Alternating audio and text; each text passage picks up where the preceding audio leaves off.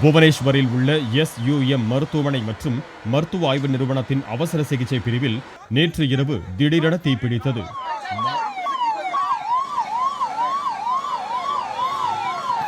மளமளவென தீ வேகமாக பரவியதால் பதற்ற நிலை உருவானது. 4 மாடிகள் கொண்ட அந்த மருத்துவமனைக்குள் நோயாளிகள், மருத்துவர்கள், செவிலியர்கள், தொழிலாளர்கள் உட்பட 500க்கும் மேற்பட்டோர் இருந்தனர்.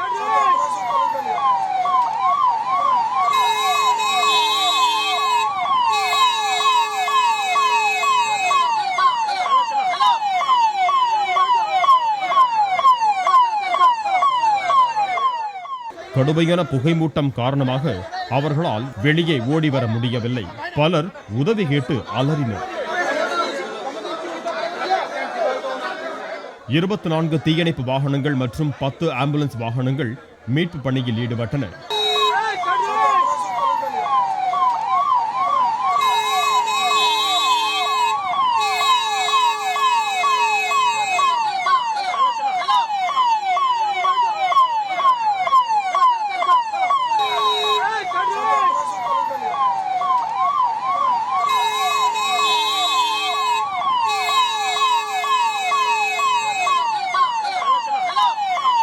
கடுமையான போராட்டத்திற்கு பிறகு தீ கட்டுக்குள் கொண்டு வரப்பட்டு நோயாளிகள் பாதுகாப்பாக வெளியேற்றப்பட்டனர்.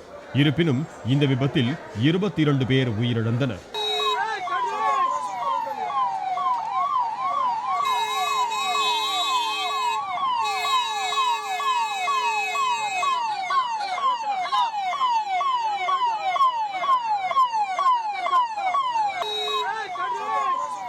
ஏராளமான நோயாளிகள் காயமடைந்திருப்பதால் உயிரிழந்தவர்களின் எண்ணிக்கை அதிகரிக்கும் என்று அஞ்சப்படுகிறது.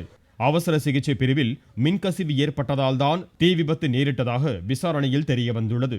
தீ விபத்து நிகழ்ந்த மருத்துவமனையை நேரில் பார்வையிட்ட ஒடிசா முதலமைச்சர் நவீன் பட்நாயக் காயமடைந்த நோயாளிகளை சந்தித்து ஆறுதல் கூறினார்.